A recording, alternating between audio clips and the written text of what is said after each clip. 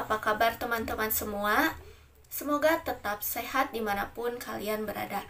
Baik, pada video kali ini, perkenalkan saya Serly Rahmi Oktavia dengan NPM 192151032. Akan memaparkan artikel mengenai hakikat kemampuan berpikir logis matematis dan kecemasan matematika. Oleh karena itu, silahkan disimak videonya. Terima kasih. Langsung saja ke pembahasan yang pertama, yaitu dengan judul artikel Hakikat Kemampuan Berpikir Logis Matematis dan Kecemasan Matematika. Pembahasan yang pertama yaitu kemampuan berpikir logis matematis. Nah, kemampuan berpikir matematis adalah faktor yang berpengaruh terhadap perkembangan pengetahuan seseorang, yang meliputi penerapan keterampilan serta dapat memunculkan kemampuan untuk belajar mandiri. Nah, kemampuan berpikir matematis ini merupakan salah satu kemampuan yang harus dimiliki oleh seseorang, karena kemampuan ini berpengaruh terhadap hasil belajar dari peserta didik, contohnya. Sehingga jika setiap peserta didik ini memiliki kemampuan berpikir logis matematis yang baik, maka pembelajaran matematikanya di sekolah juga hasilnya akan baik. Langsung ini ada pengertian menurut Nikmatus tahun 2019 yang mengatakan salah satu kemampuan yang erat kaitannya dengan pemecahan masalah matematika adalah kemampuan berpikir logis, yaitu kemampuan menemukan suatu kebenaran berdasarkan aturan, pola, atau logika tertentu. Nah, matematika merupakan ilmu tentang logika mengenai bentuk, besaran, dan konsep-konsep yang saling berhubungan satu dengan yang lainnya.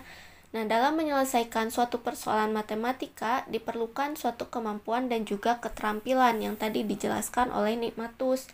Sehingga kolaborasi dari kemampuan ini dan juga keterampilan ini akan dapat membentuk suatu kemampuan berpikir logis matematis. Selanjutnya ada menurut Henry tahun 2011 halaman 30, kecerdasan logis matematis merupakan kombinasi antara keterampilan berhitung dengan kemampuan logika, sehingga siswa mampu memecahkan suatu persoalan dengan logis. Nah, ini hampir sama pengertiannya atau maknanya dengan yang tadi telah dikemukakan oleh Nikmatus. Yang selanjutnya ada menurut Netriwati tahun 2014. Nah, berpikir logis matematis merupakan salah satu tujuan dalam pembelajaran matematika yang merupakan proses mental dalam mengembangkan pikiran dan beberapa fakta dan sumber yang relevan. Nah, pembelajaran matematika ini bertujuan untuk mengembangkan kemampuan berpikir seseorang yang telah tadi dijelaskan, di mana dalam menyelesaikan suatu permasalahan ini kan terdapat banyak cara yang bisa kita gunakan dalam menemukan satu jawaban, sehingga seseorang ini dapat dengan bebas menggunakan cara yang dikehendakinya untuk menyelesaikan soal tersebut. Nah, setelah didapat berbagai macam cara ini, maka diambil satu kesimpulan yang rasional dan juga dapat dibuktikan. Seperti itu. Nah, sehingga dapat kita simpulkan bahwa kemampuan berpikir logis matematis adalah suatu kecakapan seorang individu dalam menguasai suatu keahlian dengan menghubungkan informasi yang ada secara matematis dengan menggunakan penalaran secara terurut dan konsisten untuk menghasilkan suatu kesimpulan yang dapat dibuktikan kebenarannya. Maksudnya di sini itu dapat dipahami bahwa kemampuan berpikir logis matematis ini tidak dapat dibangun oleh satu keahlian saja, melainkan dengan menghubungkan satu data dengan data lainnya agar dapat membentuk suatu konsep yang tersusun dan berlandaskan dengan penalaran atau logika yang rasional. Seperti itu. Nah, selanjutnya di sini ada menurut Siregar dan kawan-kawan pada tahun 2018 halaman 110. Kemampuan berpikir logis matematis ini memiliki beberapa indikator Yang pertama itu menginterpretasikan atau menafsirkan permasalahan matematika berdasarkan situasi yang ada. Nah, ini artinya apa? Artinya ini, jika peserta didik diberi suatu permasalahan, maka langkah pertama yang dilakukan itu langkah pertamanya peserta didik ini mampu menafsirkan persoalan yang diberikan ke dalam permasalahan matematika gitu, berdasarkan situasi yang ada atau situasi yang nyata. Lalu yang kedua ini indikatornya memprediksi dan menyusun konteks permasalahan ke dalam bentuk atau model matematika. Nah, tadi setelah melakukan langkah pertama, setelah menafsirkan permasalahan itu, maka selanjutnya peserta didik ini menyusun permasalahan tersebut ke dalam model matematika berdasarkan konteks permasalahan yang ada. Selanjutnya yaitu memperhitungkan atau memecahkan atau menyelesaikan permasalahan dengan dasar hubungan yang ada antar bagian.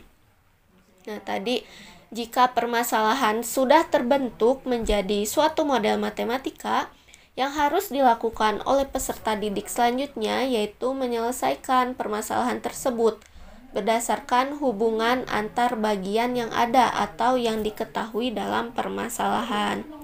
Nah, selanjutnya ini yang keempat, menarik atau membuat kesimpulan berdasarkan situasi dan perhitungan matematis. Nah, setelah peserta didik mampu menyelesaikan permasalahan tersebut, selanjutnya siswa akan membuat atau menarik suatu kesimpulan berdasarkan penyelesaian matematis yang dilakukan oleh peserta didik. Nah, dengan demikian, memiliki kemampuan berpikir logis yang baik ini akan berpengaruh pada kemampuan peserta didik. Di antaranya, peserta didik ini mampu memprediksi sesuatu dengan tepat. Peserta didik ini mampu menyusun permasalahan atau situasi yang ada ke dalam model matematika ini secara rasional. Lalu peserta didik juga mampu menghitung dan menyelesaikan perhitungan secara matematis serta mampu mendapatkan suatu kesimpulan yang tepat. Nah, lanjut, ini ada indikator kemampuan berpikir logis matematis menurut Sari dan kawan-kawan pada tahun 2018. Nah, beliau berpendapat bahwa indikator kemampuan berpikir logis matematis ini dibagi ke dalam 7. Yang mana yang pertama ini menarik kesimpulan, perkiraan, dan interpretasi berdasarkan proporsi yang tepat. Artinya, siswa dapat menarik kesimpulan dengan memecahkan masalah yang salah satu komponennya belum diketahui dengan berdasar pada komponen yang telah diketahuinya. Lalu yang kedua, menarik kesimpulan atau membuat prediksi berdasarkan probabilitas. Nah, siswa dapat menarik kesimpulan dan membuat perkiraan dari masalah berdasarkan beberapa informasi yang terkait dengan permasalahan yang diberikan. Yang selanjutnya itu menarik kesimpulan, perkiraan, dan prediksi berdasarkan hubungan antar dua variabel. Artinya, siswa dapat menarik kesimpulan dan memprediksikan masalah berdasarkan korelasi ataupun hubungan antara dua variabel yang diketahui dalam suatu permasalahan. Selanjutnya ini ada pembuktian atau bukti membangun, yang artinya siswa dapat membuktikan permasalahan dengan memberikan fakta yang sesuai atau memberikan bukti dari informasi yang diberikan oleh pertanyaan. Lalu yang selanjutnya ini yang kelima ada analisis dan sintesis dari beberapa kasus, yaitu siswa dapat memeriksa kebenaran hubungan dari 2 atau lebih kasus masalah berdasarkan informasi yang diberikan oleh pertanyaan. Yang selanjutnya, menggambarkan kesimpulan atau perkiraan berdasarkan kesamaan dua proses, yang artinya siswa dapat menarik kesimpulan dengan memeriksa kesamaan atau hubungan dari dua proses atau dapat dianalogikan. Selanjutnya yang terakhir ini, mendefinisikan kombinasi dari beberapa variabel, yang artinya Siswa dapat menentukan nilai atau proses dengan menggunakan hubungan dari beberapa informasi atau jawaban dari proses dilakukan sebelumnya. Seperti itu. Nah, yang selanjutnya ini menurut Lestari dalam Wulandari dan Fatmahanik tahun 2020 halaman 48. Di sini ada dibagi ke dalam beberapa indikator dan juga ada penjelasan dari setiap indikatornya. Yang pertama ini indikatornya ya. Dalam berpikir logis matematis, yang pertama membuat makna tentang jawaban argumen yang masuk akal. Di sini artinya peserta didik ini mampu memahami maksud dari soal yang diberikan dan juga dapat menyebutkan seluruh informasi ataupun data-data dari apa yang diketahui dari soal.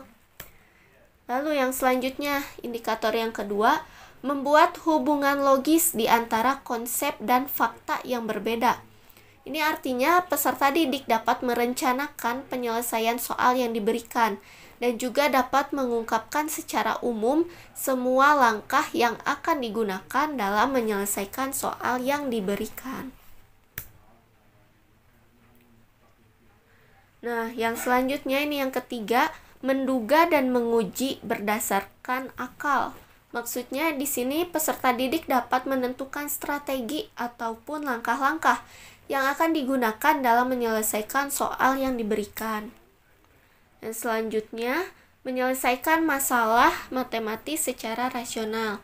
Artinya, peserta didik dapat menyelesaikan soal secara tepat pada setiap langkah yang digunakan dan juga dapat menetapkan kebenaran dari setiap langkah yang digunakan dalam menyelesaikan soal.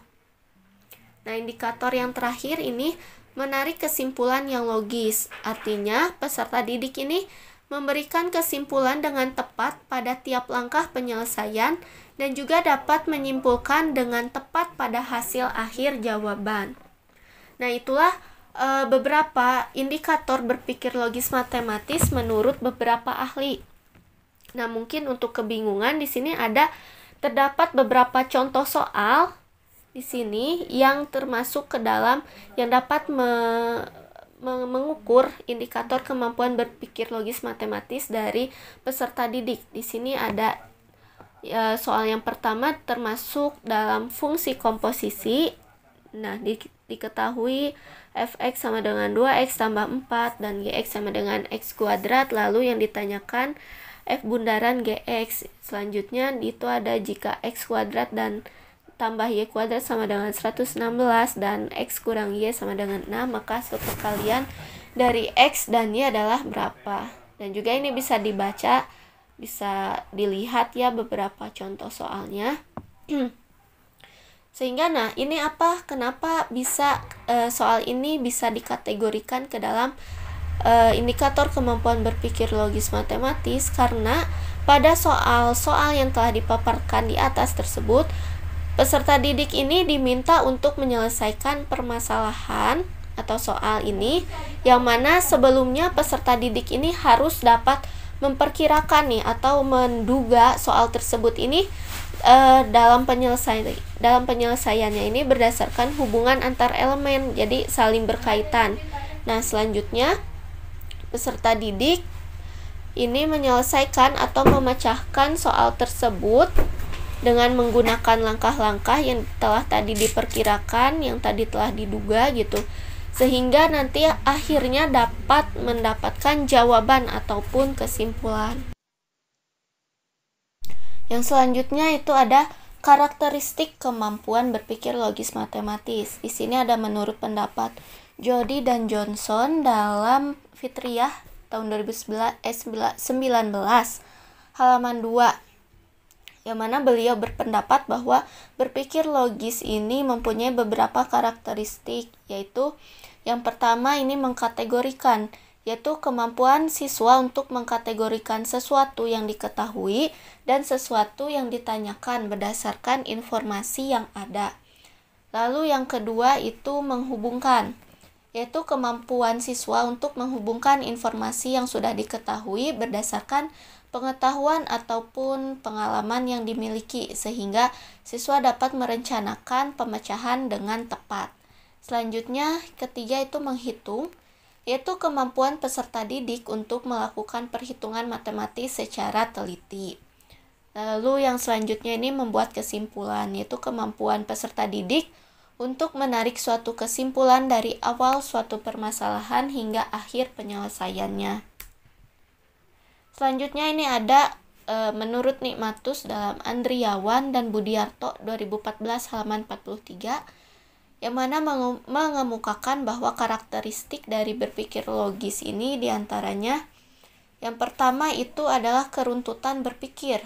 Nah, di sini maksudnya peserta didik ini dapat menentukan langkah yang harus dilakukan secara teratur dalam memecahkan suatu persoalan yang diberikan dari awal perencanaan hingga didapatkan suatu kesimpulan. Sehingga peserta didik ini mampu berpikir secara sistematis dan juga terstruktur.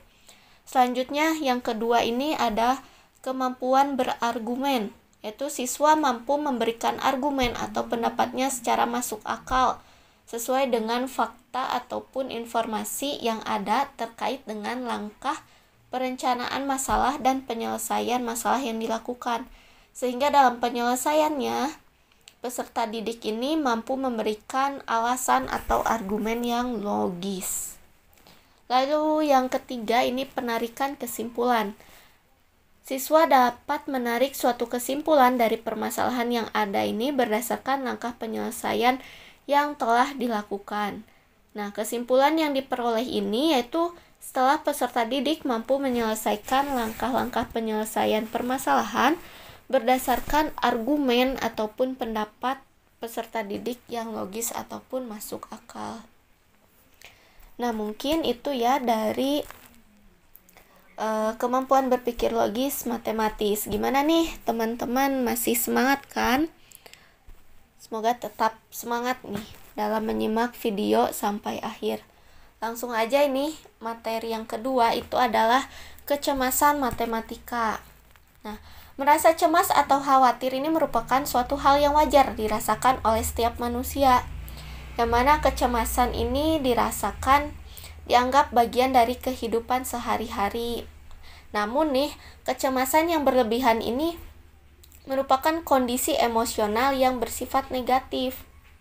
Nah, untuk itu, agar kita lebih tahu apa itu kecemasan matematika, di sini terdapat beberapa pendapat dari beberapa ahli. Pertama, menurut Gufron dan juga Risnawati dalam Aziz tahun 2014. Nah, kecemasan ini merupakan pengalaman subjektif yang tidak menyenangkan mengenai kekhawatiran berupa perasaan cemas, tegang, dan munculnya emosi negatif yang dialami seseorang, bahkan dapat berupa gangguan somatik seperti jantung berdetak kencang dan berkeringat. Lalu yang selanjutnya di sini menurut H.C. et al. Tahun 2019 berpendapat bahwa kecemasan matematika ini didefinisikan sebagai perasaan ketegangan dan kecemasan yang mengganggu seseorang ketika berhadapan dengan masalah yang berkaitan dengan matematika, baik dalam kehidupan sehari-hari maupun dalam konteks akademik. Nah, di sini juga ada menurut Ranjan dan Gunendra Chandra pada tahun 2013 menyatakan bahwa kecemasan matematika merupakan perasaan tertekan maupun rasa gugup yang mengganggu dalam memanipulasi angka dan melakukan pemecahan permasalahan matematika yang luas, baik di dalam kehidupan sehari-hari maupun di dalam proses pembelajaran. Nah, dari beberapa pendapat yang tadi telah dikemukakan, dapat kita simpulkan bahwa kecemasan matematika merupakan suatu keadaan di mana seseorang ini merasakan perasaan yang tidak nyaman, tegang, cemas, detak jantung meningkat, bingung, dan juga menimbulkan emosi yang cenderung negatif ketika berhadapan dengan persoalan matematika, baik yang abstrak maupun yang kompleks. Nah, kecemasan matematika ini pun dapat muncul ketika seseorang ini melakukan aktivitas matematika Kecemasan matematika yang terus meningkat akan berpengaruh buruk terhadap pemahaman seseorang terhadap matematika. Lanjut nih, ada indikator dari kecemasan matematika menurut Cook dan Hurst. Ini ada empat indikator. Yang pertama, mathematic knowledge atau understanding. Ini berkaitan dengan hal-hal seperti munculnya pikiran bahwa dirinya ini tidak cukup tahu tentang matematika. Lalu yang kedua itu ada somatik, berkaitan dengan keadaan tubuh individu, misalnya tubuh berkeringat atau jantung berdebar dengan cepat. Selanjutnya itu ada kognitif, yang mana berkaitan dengan perubahan pada kognitif seseorang ketika berhadapan dengan matematika. Nah, ini contohnya yaitu seperti tidak dapat berpikir jernih atau menjadi lupa akan hal-hal yang biasanya mudah diingat. Lalu yang selanjutnya, yang keempat itu attitude, berkaitan dengan sikap yang muncul ketika seseorang memiliki kecemasan matematika. Nah, ini misalnya ia merasa tidak percaya diri untuk melakukan hal-hal yang diminta ataupun merasa enggan untuk melakukan sesuatu. Nah, secara lebih rinci, Siroj dalam Yulianti 2010 halaman 26 berdasarkan Phillips, Martin, Mayer, serta Arendt dan Smith mengemukakan bahwa kecemasan ini atau kecemasan peserta didik terhadap matematika ini dapat diidentifikasi dari gejala-gejala seperti sangat berhati-hati, ketergantungan, menghindari tanggapan dari lingkungan, kemunduran mengenai proses pemecahan yang kompleks, terlalu takut salah ataupun gagal, lalu penolakan oleh keluarga, sikap permusuhan, harapan yang melebihi kemampuan, tingkah laku menghindari, dan kurang menghargai diri sendiri. Itu gejala-gejala tersebut itu dapat kita lihat secara langsung gitu ya. Nah, apa sih penyebabnya gitu? Penyebab kecemasan matematika ini dapat diklasifikasikan menjadi ke dalam 3 kategori. Ya, 3 kategori. Yang pertama yaitu faktor kepribadian atau psikologis atau emosional. Faktor ini yaitu faktor yang dimiliki oleh masing-masing peserta didik. Misalnya, perasaan takut yang dialami peserta didik mengenai kemampuan yang dimiliki atau self-efficacy belief, kepercayaan diri peserta didik yang rendah. Nah, sehingga faktor ini itu menyebabkan rendahnya nilai harapan yang dimilikinya, kurang motivasi yang dimiliki, dan pengalaman yang tidak menyenangkan di mana masa lalunya ini berhubungan dengan matematika sehingga menimbulkan rasa trauma tersendiri mengenai matematika seperti itu. Lalu yang selanjutnya ini ada faktor lingkungan atau sosial. Misalnya kondisi saat proses belajar mengajar matematika di kelas yang tegang diakibatkan karena cara mengajar ataupun model ataupun metode mengajar dari guru matematika, sehingga ini rasa takut dan cemas terhadap matematika dan kurangnya pemahaman yang dirasakan para guru matematika ini tidak dapat tersampaikan kepada muridnya. Nah, faktor lain yaitu keluarga, terutama orang tua peserta didik, yang terkadang ini memaksakan anak-anaknya untuk pandai dalam mata pelajaran matematika, karena matematika ini dipandang sebagai mata pelajaran yang wah gitu ya oleh para orang tua. Yang selanjutnya ada faktor intelektual yang terdiri atas pengaruh yang bersifat kognitif.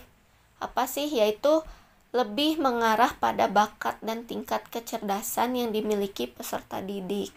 Nah, penyebab ini juga sejalan dengan apa yang dikemukakan oleh Dan Here, yang mana penyebab kecemasan matematika itu ada kondisi situasi kelas yang kurang kondusif, ujian nasional matematika, lemahnya kemampuan guru dalam menyampaikan materi pelajaran, lalu matematika ini memiliki banyak rumus, harapan dari keluarga agar dapat mendapat nilai yang bagus, dan juga faktornya penyebabnya itu peserta didik ini tidak dapat menyelesaikan permasalahan matematika.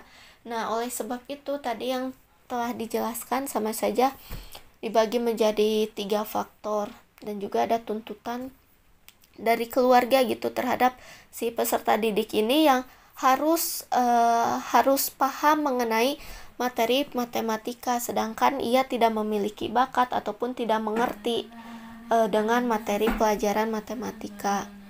Nah, untuk mengukur kecemasan matematika ini dapat kita lihat dilihatnya itu berdasarkan angket kecemasan matematika. Nah, angket tersebut itu dapat diisi oleh peserta didik, yang mana angket tersebut itu juga memperhatikan indikator-indikator kecemasan matematika. Nah, mungkin itu ya, cukup sekian pemaparan materi. Untuk lebih jelasnya ini dapat disimak ataupun dapat dibaca dari file yang sudah disediakan gitu ya. Nah, mungkin seperti itu. Itulah pemaparan artikel mengenai hakikat kemampuan berpikir logis matematis dan kecemasan matematika. Sekian yang dapat saya sampaikan, kurang dan lebihnya mohon maaf. Semoga dapat menjadi manfaat bagi kita semua. Terima kasih atas segala perhatian yang telah menyimak video dari awal sampai akhir. Wassalamualaikum warahmatullahi wabarakatuh.